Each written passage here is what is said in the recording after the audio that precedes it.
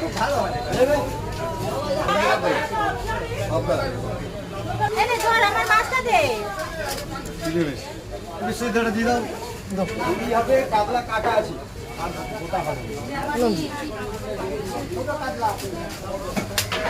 ছোট আছে 1 kilo 1.5 kilo বেশি 1.5 কিলো বেশি বেশি হবে বড় হবে